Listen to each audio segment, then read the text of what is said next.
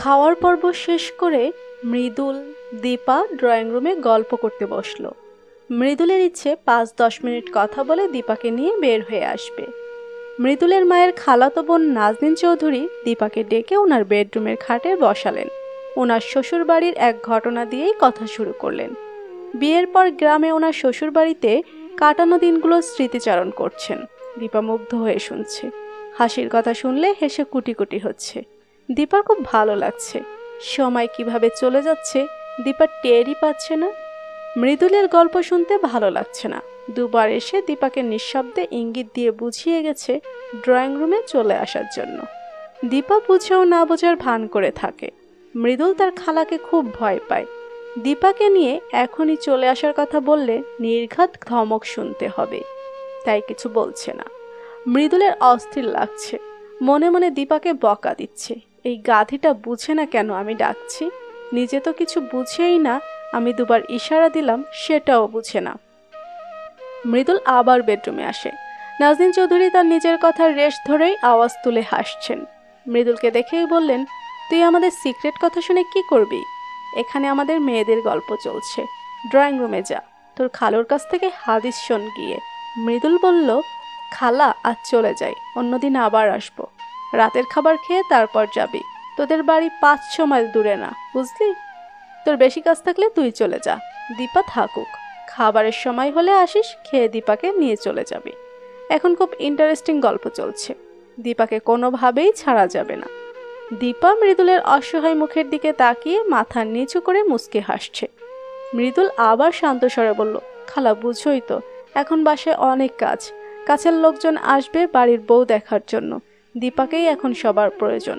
নাজনীন চৌধুরী হাসতে হাসতে বললেন, তোর যে বেশি প্রয়োজন সেটা বলছিস না কেন? সেটা বুঝলে তো দুজনকে আটকে রাখতে না। কথাটা বলে মৃদুল দীপার দিকে তাকিয়ে হাসলো। নাজনীন চৌধুরী খাট ছেড়ে দেয়াল ক্যাবিনেট খুলে দুটো প্যাকেট বের করলেন। একটা প্যাকেট দীপার হাতে দিলেন, অন্যটি মৃদুলের হাতে দিলেন। তোকে ব্লেজারে খুব সুন্দর দেখায়, ব্লেজারের কাপড় দিলাম, বানিয়ে নিস, শীতে পরবি। মৃদুল একগাল হাসি দিয়ে বলল, খুব ভালো। বানানোর খরচটা কবে দিবে খালা? তুই আগে বানাতে দে, তারপর দেখছি। নাজনীন চৌধুরী আবার খাটের কোণায় দীপার কাছে বসলেন। কালো মসলিন শাড়ির জমিনে পাড়ে আর আঁচলে গোল্ডেন সুতার ভরাট কাজ। শাড়িটা তোমার পছন্দ হবে কিনা জানি না, আমার খুব পছন্দ হয়েছে। দীপা খালা শাশুড়ির কাঁধে হাত রেখে বলল, খালাম্মা, শাশুড়িটা যেমনই হোক, যে দামেই কিনেন না কেন, আপনার ভালোবাসা মিশ্রিত এই উপহার আমার কাছে অনেক মূল্যবান। কথাটা শেষ করে দীপা মাথা নুয়ে হাত বাড়িয়ে সালাম করতে নিলে খালা শাশুড়ি দীপাকে বুকে মিশিয়ে নিলেন। অন্তরটা ভরে গেল মা, দোয়া করি সুখী হও, জীবনের সফলতা আসুক। খালা খালুকে সালাম দিয়ে দোয়া চেয়ে তাদের কাছ থেকে বিদায় নিয়ে বাসা থেকে বের হলো মৃদুল দীপা। দুজনে পাশাপাশি হেঁটে সামনের দিকে এগিয়ে যাচ্ছে। মৃদুল দীপার হাত থেকে শাড়ির প্যাকেটটা নিজের কাছে নিল। এখন হাঁটতে সহজ হবে। সন্ধ্যা হতে এখনো প্রায় ১ ঘন্টা বাকি। সময়টা দুজনে কাজে লাগাতে পারে। দীপা বলল, কিভাবে? কাছেই ছোট্ট একটা লেক আছে। ঠিক লেক বলা যাবে না, খালের মতো কিছু একটা ছিল, বেশ নোংরা থাকতো। সিটি কর্পোরেশনের লোকজন সদয় দৃষ্টি দিলে খালটিতে নতুনত্ব আসে।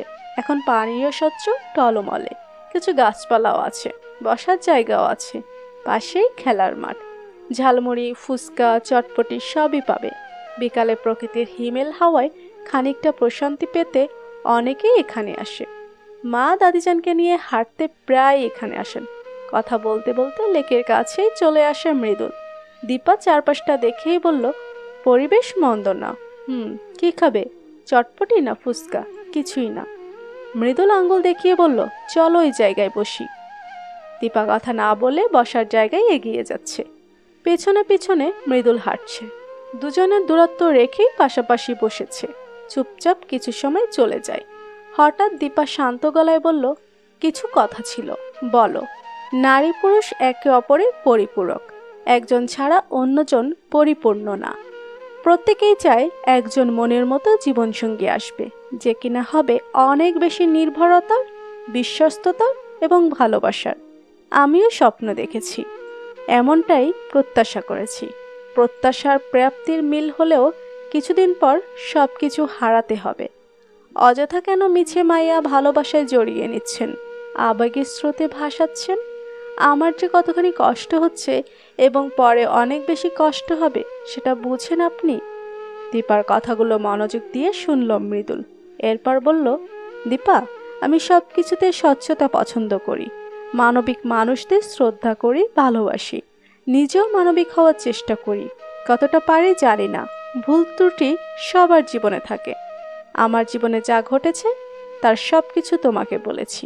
বিয়ের পর স্ত্রীর ভরণ পোষণ, মানসিক শারীরিক সুস্থতা সব দিক সাপোর্ট দেওয়া, তাকে সবসময় ভালো রাখা, হাসি খুশি রাখা, সুখে রাখা একজন স্বামীর দায়িত্ব, কর্তব্য। ন্যান্সির আর আমার সম্পর্ক গোপন রেখে স্বামীর অধিকার নিয়ে শারীরিক সম্পর্ক স্থাপন করলে ভালো হতো। ধর্মীয় সামাজিক রীতিতে তুমি তো আমার বৈধ স্ত্রী, আমাদের বন্ধন পবিত্র। তোমার উপর আমার পূর্ণ অধিকার আছে, বলো ঠিক কিনা? অস্ট্রেলিয়া গিয়ে ন্যান্সিকে বিয়ে করে পরে তোমাকে জানালে অথবা তোমাকে না জানিয়ে ওইখান থেকে বিচ্ছেদ ঘটালে তুমি কতটা আঘাত পেতে বলো? এই শখ কিভাবে কাটিয়ে উঠতে? তুমি তো জানো দোষ করনি। আমি কেন তোমার সারা জীবনের কান্না হয়ে বেঁচে থাকবো? আমি কেন তোমার দীর্ঘশ্বাস হব? আমি সেরা হতে না পারি, কারো চোখে খারাপ হতে চাই না। এই জন্য তোমার সাথে সবকিছু খুলে বলেছি। বিয়ের প্রথম রাতেই আমার কাছ থেকে বড় একটা ধাক্কা খেয়েছো। আমি বুঝতে পারছি তোমার মনের অবস্থা। তোমাকে হাসি খুশি রাখতে, একটুখানি আনন্দে রাখতে চেষ্টা করছি। বাড়ির প্রিয় কাছের মানুষগুলোকে সবসময় সুস্থ ভালো রাখতে চেয়েছি এবং চাই। আমার কারণে কোনো কিছু ঘটে যাক তা চাই না। তোমার চোখে হয়তো অন্যায় করছি, ভুল করছি। ঠিক এই সময়ে আমার কি করা উচিত তুমিই বলো। এই জন্য প্রথম রাতেই তোমার পছন্দের কথা জানতে চেয়েছি। কাউকে ভালোবাসো কিনা, নিজের কথাগুলো অকপটে তোমাকে বলেছি। মৃদুল কথা শেষ করে চুপ করে থাকে। দীপার মুখেও কোনো কথা নেই। মৃদুল হেসে আবার বলল, তোমার মতো সুন্দরী, শিক্ষিতা, মায়াবী, মিষ্টি মেয়ের যে পছন্দ ছিল না তা বিশ্বাস হতে কষ্ট হচ্ছে। সত্যি কাউকে ভালোবাসতে না? কেউ তোমার প্রেমে পড়েনি? দীপা স্মিত হেসে বলল, একজন পড়েছিল। নাম কি তার? পলাশ। ক্লাসমেট ছিল। তুমি পছন্দ করতে না? না, শুধু বন্ধু হিসাবে পছন্দ করতাম। দীপা খোলা আকাশের অস্তগামী সূর্যের রক্তিম আভার দিকে দৃষ্টি দিয়ে বলল, এখন একজনের প্রেমে পড়েছি। কার বলবো না। ঠিক আছে, শুনতে চাই না। বাদামওয়ালা দেখে মৃদুল জিজ্ঞেস করলো, বাদাম খাবে? দীপা নাসূচক মাথা নাড়ালো। মাগরিবের আজান দিয়ে দিবে, চলুন এবার উঠি। দীপা কথাটা বলেই উঠে দাঁড়ালো। দুজনে নিঃশব্দে হাঁটছে। মসজিদ থেকে মাগরিবের আজানের সুমধুর সুর ভেসে আসে কানে। বাসায় ফিরে দীপা সব চেঞ্জ করে তাড়াতাড়ি অজু করে দুটো জায়নামাজ বিছিয়ে নিজে একটিতে নামাজ পড়তে শুরু করলো। মৃদুল ল্যাপটপ হাতে নিয়েও রেখে দিল। দুটো জায়নামাজ বিছানো দেখে অজু করতে ওয়াশরুমে গেল। দীপা নামাজ শেষ করে গিফটের প্যাকেট দুটো নিয়ে শাশুড়ির ঘরে গেল। ওনাকে দেখতে না পেয়ে দাদি শাশুড়ির ঘরে গেল। কামরুন্নেছা বেগম চোখ বন্ধ করে শুয়ে আছেন। শাশুড়ি হাতে পায়ে তেল মালিশ করে দিচ্ছেন। দীপা প্যাকেট দুটো রেখে দাদি শাশুড়ির মাথার কাছে বসে কপালে হাত রাখলো। মা, কখন দাদি জানে শরীর খারাপ করেছে? ফোন দিলেই তো হতো, চলে আসতাম। মার শরীর খারাপ করেনি। সকাল আর সন্ধ্যায় হাতে পায়ে তেল মালিশ করতে হয়। স্ট্রোকের পর থেকে হাত পা ঝিমঝিম করে। শিউলির মায়ের গ্রাম থেকে এক কবিরাজ এই তেলটা দিয়েছে। সকালে শিউলির মা এসে মালিশ করে দেয়। সন্ধ্যায় মাগরিবের নামাজের পর আমি দিই। দীপা বলল, মা আমাকে দিন, আমি মালিশ করে দিই। শাশুড়ি বললেন, আজ আর দিতে হবে না। এর মধ্যে দীপার শ্বশুর মসজিদ থেকে আসলেন। দীপা দেখেই কাউকে কিছু না বলে চা করার জন্য কিচেনে আসে। চা করে বিস্কিটের কোটা খুঁজে সবার জন্য ট্রেতে চা বিস্কিট নিয়ে আসে। মৃদুলকে চা দিতে গিয়ে দেখে মৃদুল মোবাইলে কথা বলছে। সামনে চায়ের মগ রেখে আবার দাদি শাশুড়ির ঘরে চলে আসে দীপা। চা শেষ করে প্যাকেট দুটো থেকে শাড়ি আর ব্লাউজের কাপড় বের করে দীপা বলল, মা, নাজনীন খালা দুজনকে এইসব গিফট করেছে। শাশুড়ি শাড়িটা মেলে বলল, শাড়িটা খুব সুন্দর, বেশ গর্জিয়াস। দাদি শাশুড়ি চায়ে বিস্কিট ভিজিয়ে চা খাওয়া শেষ করলেন। শাড়ি চোখের সামনে ধরে বললেন, চশমা ছাড়া কিছুই তো দেখি না। দীপা বোন, চশমাটা দে। কি শাড়ির কাপড় দিল বউয়ের বোন? দীপা টেবিল থেকে চশমা নিয়ে দাদি শাশুড়ির চোখে পরিয়ে দিল। শাড়ি দেখে এবার উনি বলেন, শাড়ির কাপড় ভালোই হইছে, তোরে মানাইব। দীপা রাতে একবারের জন্য মৃদুলের ঘরে যায়নি, আর খেতেও ইচ্ছা করছে না। একটু ঘুমাতে পারলে ভালো হতো। চুপচাপ দাদি শাশুড়ি খাটে শুয়ে ভাবতে থাকে, এই মুহূর্তে চাকরিটা ভীষণ প্রয়োজন ছিল। চাকরি নিয়ে আমার মতো করে সময় কাটাতে পারতাম। সরকারি হাই স্কুলে লিখিত পরীক্ষা দিলাম, সেই কবে। রেজাল্ট কবে হবে কে জানে। কোনো বইপত্র সঙ্গে আনিনি যে লেখাপড়া শুরু করব। আল্লাহ, তুমি আমার একটা সুখবর দিও। দাদি শাশুড়ি কয়েকবার দীপাকে ডেকে ওঠানোর চেষ্টা করছেন। দীপা ওঠেনি। মৃদুল ভাবছে দীপা হয়তো তার দাদির সাথে গল্প করছে। খেতে এসে দীপার খোঁজ করলে তার মা বললেন, দীপা সেই কখন তোর দাদির ঘরে ঘুমিয়েছে, কতবার ডাকলাম, উঠলই না। মৃদুল সাথে সাথে কামরুন্নেসার ঘরে আসলেন। মৃদুলকে দেখেই উনি বললেন, তোর বউ বিভোর ঘুমতিছে, কোনো চেতন নাই। কোলে করে তোর ঘরে নিয়ে যা, আমি তাহাজ্জুদ ফজরের নামাজের জন্য ভোরে ঘরের বাতি জ্বালাই, দীপার ঘুম হইব না। মৃদুল দীপার মুখের দিকে বেশ কিছুক্ষণ তাকিয়ে রইল। এরপর বলল, থাক, ওয়াজ তোমার কাছে ঘুমাক, এখন ডাকলে মাথা ব্যথা করতে পারে। আমি বরং তোমার খাটের মশারি টাঙিয়ে দিই। মৃদুল মশারি টাঙিয়ে চারপাশে গুজে দিল।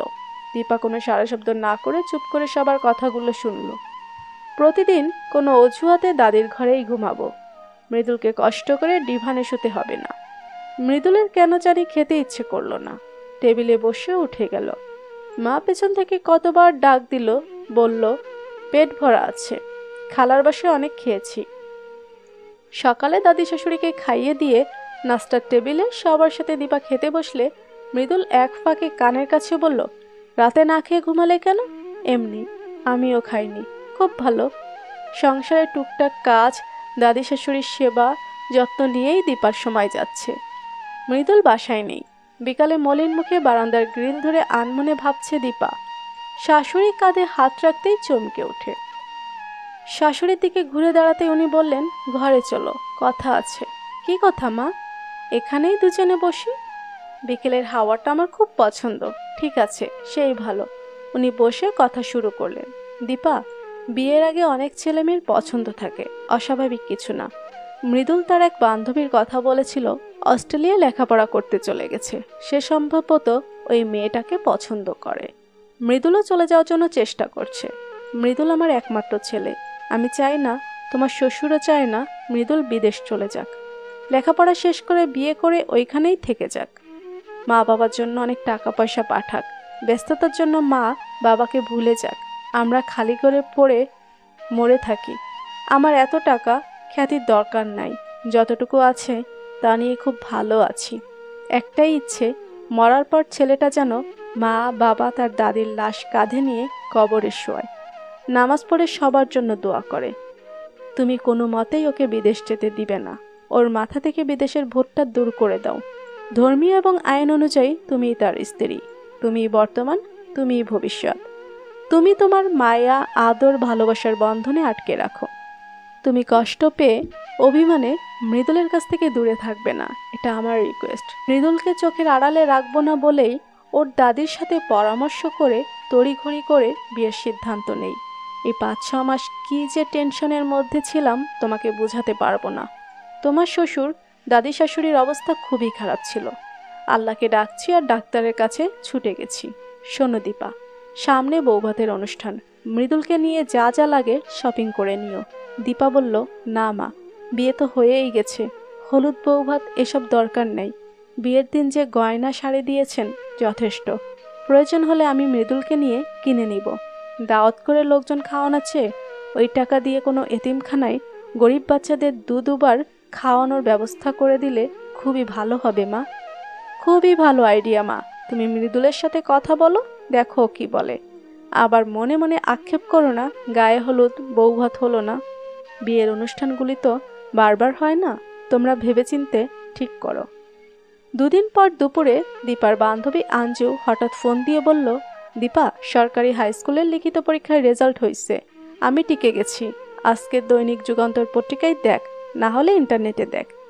দীপার রোল কত ছিল ভুলে গেছে। তাড়াতাড়ি বাবার কাছে ফোন দিয়ে রোল নাম্বার সংগ্রহ করে দৌড়ে গেল মৃদুলের কাছে। মৃদুল শুয়ে ঘুমাচ্ছিল। দীপা বেশ উচ্ছ্বসিত হয়ে মৃদুলের কাছে বসে শরীর ছুঁয়ে ডাকছে, এই মৃদুল উঠুন, একটা বিশেষ খবর আছে।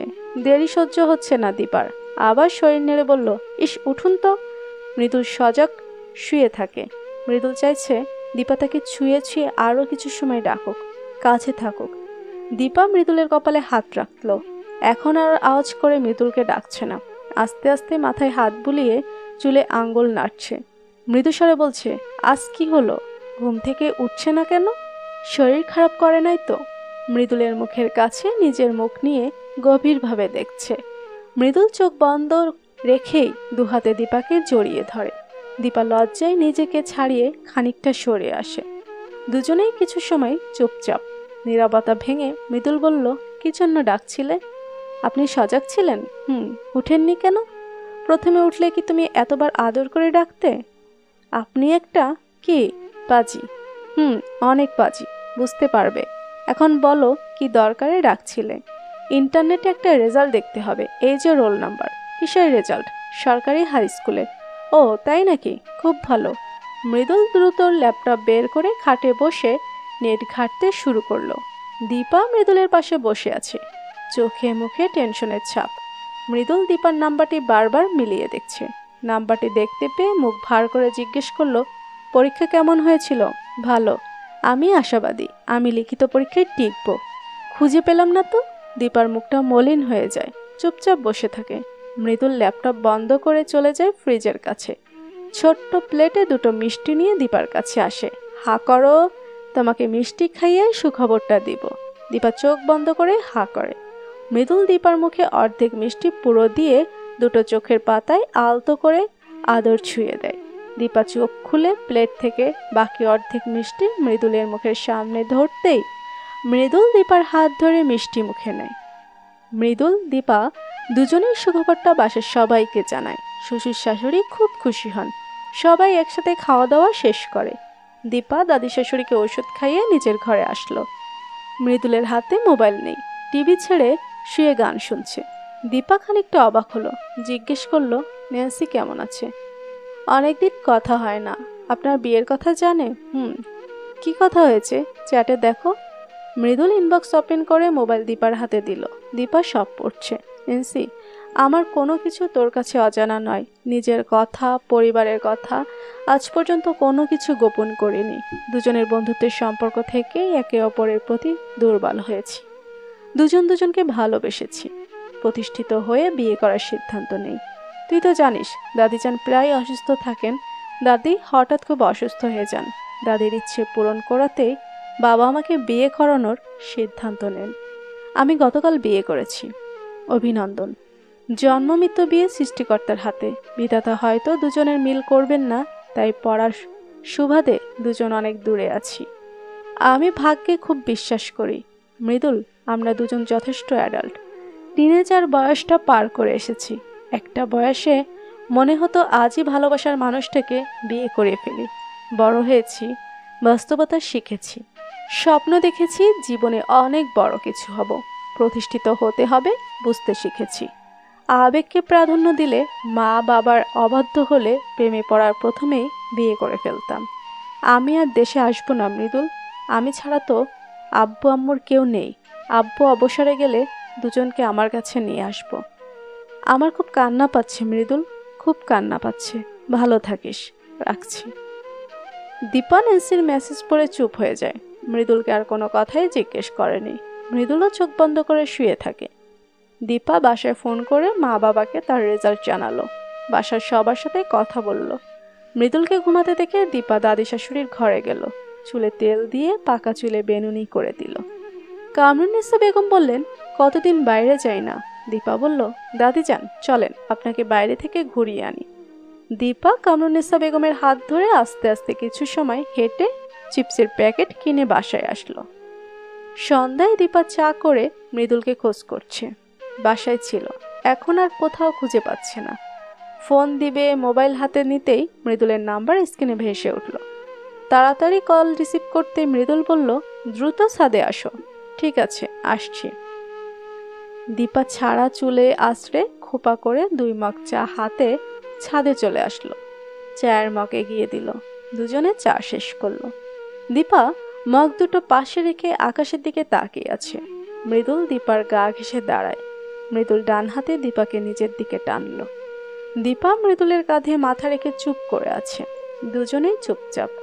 বেশ কিছু সময় কেটে গেল অসীম নীরবতায়। মৃদুল শান্ত স্বরে বলল, দীপা, আমি অস্ট্রেলিয়া যাচ্ছি না। তোমাকে, মা বাবা, দাদিজানকে ছেড়ে আমি থাকতে পারবো না। এই মানুষগুলোকে ছাড়া আমি ভালো থাকবো না। দীপাকে ছাড়া মৃদুল অসম্পূর্ণ। দুজনে পুরোদমে লেখাপড়া শুরু করব। দেশে থেকে প্রিয় মানুষগুলোর কাছে থেকে অনেক ভালো কিছু করব। দীপা আবেগ আপ্লুত হয়ে শুধু বলল, তুমি শুধুই আমার, আর কারণ না।